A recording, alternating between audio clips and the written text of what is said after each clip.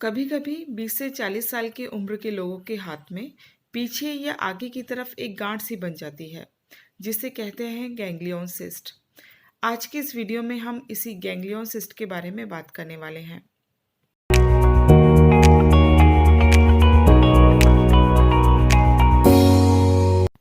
Ganglion cyst ये एक non cancerous lump होती है, यानी एक ऐसी गांठ जिससे कैंसर जैसी बीमारी नहीं बन सकती।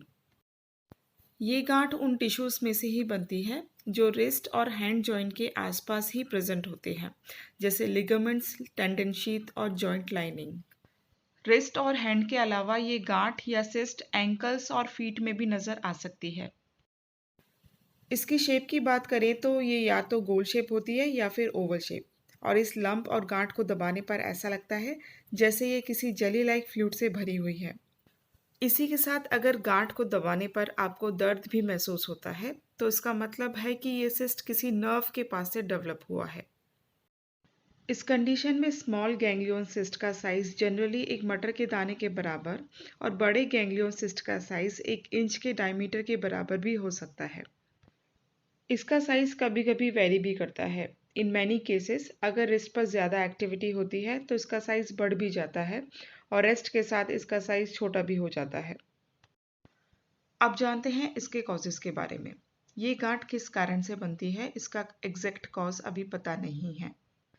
ये सिस्ट ज़्यादातर यंग लोगों के रिस्ट या एंकल में बनती है जिनकी एज 20 से 40 साल की होती है, और ये विमेंस में ज़्यादा डेवलप होती है एज कम्पेयर टू मैन। इस सिस्ट का बनना उन लोगों में भी कॉमन होता है जो जिम्नास्ट करते हैं और जो बार बार जिम्नास्ट करते समय अपनी रिस्ट पर स्ट्रेस डालते हैं। कभी कभी ये सिस्ट फिंगर की सबसे लास्ट वाले जॉइंट पर भी डेवलप हो जाते हैं, जिन्हें म्यूकस सिस्ट भी कहते हैं। ये टिपिकली उंगली की गठिया की परेशानी से जुड़े होते हैं और ये सबसे ज़्यादा उन विमेन में कॉमन होते हैं जिनकी एज 40 से 70 साल के बीच में होती है। अब जानते हैं इसके सिम्टम्स के बारे में। गैंग्लियन सिस्ट यूजुअली पेनलेस होते हैं, लेकिन कभी-कभी इसमें सिस्ट के आसपास वाले पोर्शन में दर्द, टिंगलिंग और मसल वीकनेस जैसे लक्षण नज़र आ सकते हैं। और ये लक्षण भी तभी नज़र आ सकते हैं जब सिस्ट उस नर्व के ऊपर प्रेशर डालता है जो जॉइंट से पास हो रही है। अदरवाइज अगर नर्व इन्वॉल्व नहीं होती है तो फिर किसी भी तरह से सिम्टम्स नज़र नहीं आते हैं। इसके अलावा कभी-कभी गैंग्लियन सिस्ट स्किन के अंदर भी हिडन होते हैं, जिन्हें ऑकल्ट गैंग्लियन कहते हैं। अगर ये ऑकल्ट गैंग्लियन नर्व इन्वॉल्वमेंट के कारण सिम्टोमेटिक हो जाते हैं, तो ऐसे में इन्हें डायग्नोज करना काफ़ी ज़रूरी हो जाता है। और इसे डायग्नोज करने के लिए एमआरआई स्कैन और अल्ट्रासाउंड करवाने की ज़रूरत पड़ती है to distinguish the cyst from other tumours. अब बात करते हैं इसके ट्रीटमेंट की। ज़्यादातर गैंग्लियन सिस्ट लगभग अपने आप ही ठीक हो जाते हैं, बशर्ते अगर आप इसे बार बार नहीं दबाते हैं।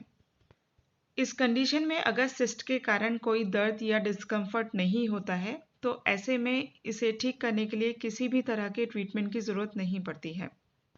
ऐसे में आप सिर्फ सिस्ट को ऑब्जर्व करिए कि कहीं उसका साइज तो नहीं बढ़ रहा है। अगर नहीं बढ़ता है तो इट्स गुड, और अगर बढ़ता है तो ट्रीटमेंट लेने की ज़रूरत पड़ती है। सिस्ट के साइज का बढ़ना डिपेंड करता है जॉइंट की एक्टिविटी पर। ज़्यादा एक्टिविटी करने से सिस्ट का साइज भी बढ़ता है और नर्व पर प्रेशर भी पड़ने लगता है, और जिससे धीरे धीरे दर्द की शिकायत भी शुरू हो जाती है। तो ऐसे में ज़रूरी बन जाता है इमोबिलाइजेशन। इमोबिलाइजेशन का मतलब है कि जॉइंट पर कोई भी एक्टिविटी को रोक देना। इसके लिए आप रिस्ट ब्रेसेस और रिस्ट स्प्लिंट का इस्तेमाल कर सकते हैं। इसे पहनने से सिस्ट का साइज और दर्द दोनों ही कम होने लगते हैं। इसके अलावा आप गैंग्लियन सिस्ट के दर्द को कम करने के लिए फिजियोथेरेपी ट्रीटमेंट भी ले सकते हैं। इसमें लेज़र और अल्ट्रासोनिक मोडालिटीज़ के थ्रू इन्फ्लामेशन और पेन को कम किया जाता है। मोडालिटीज़ के थ्रू जैसे ही पेन कम होने लगता है, वैसे ही आप फिजियोथेरेपिस्ट की एडवाइस से एक्सरसाइजेस करना शुरू कर सकते हैं, ताकि रिस्ट की मसल्स, सॉफ्ट टिश्यू को स्ट्रेंथन और जॉइंट के रेंज ऑफ मोशन को इम्प्रूव किया जा सके। इन ऑप्शंस के अलावा नॉन सर्जिकल ट्रीटमेंट में एक और ऑप्शन होता है, वो है एस्पिरेशन। अगर सिस्ट के कारण दर्द इतना है कि आप कोई एक्टिविटी भी नहीं कर पा रहे हैं, तो ऐसे में डॉक्टर आपके दर्द को कम करने के लिए एस्पिरेशन प्रोसीजर के थ्रू फ्लूइड को ड्रेन आउट कर देते हैं। बट इस प्रोसीजर का एक ड्रॉबैक ये है कि फ्लूइड ड्रेन आउट करने के बाद गैंग्लियन में फिर से फ्लूइड रिफिल हो सकता है, क्योंकि इसमें गैंग्लियन की रूट और जॉइंट कनेक्शन और टेंडन शीथ रिमूव नहीं हो पाते हैं, जहां से गैंग्लियन सिस्ट डेवलप होता है। इसलिए ये प्रोसीजर कभी कभी ज़्यादा हेल्पफुल नहीं हो पाता है। ऐसी कंडीशन में गैंग्लियन सिस्ट को सर्जिकली ट्रीट करना ज़्यादा बेहतर होता है। इसमें सिस्ट के साथ इन्वॉल्व्ड जॉइंट कैप्सूल और टेंडन शीथ सभी को एक साथ रिमूव किया जाता है, ताकि सिस्ट के रीअकरेंस के चांसेस कम हो पाएं। इस कंडीशन में ऑपरेशन के अप्रॉक्सीमेटली 9 से 14 दिन के बाद जब सभी सूचर्स हील हो जाते हैं, तब 6 से 8 हफ्तों के लिए फिजियोथेरेपी सेशन स्टार्ट होते हैं। फिजियोथेरेपी ट्रीटमेंट को सर्जरी के बाद लेना इसलिए इम्पॉर्टेंट होता है ताकि ऑपरेशन के बाद के कॉम्प्लिकेशंस के रिस्क को कम किया जा सके, जैसे गैंग्लियन का फिर से बनना, हाथ की अकड़न और स्कारिंग। इन सभी कॉम्प्लिकेशंस को कम करने के लिए general range of motion exercises, soft tissue massage और अल्ट्रासोनिक थेरेपी फिजियोथेरेपी सेशन में पेशेंट को दी जाती है।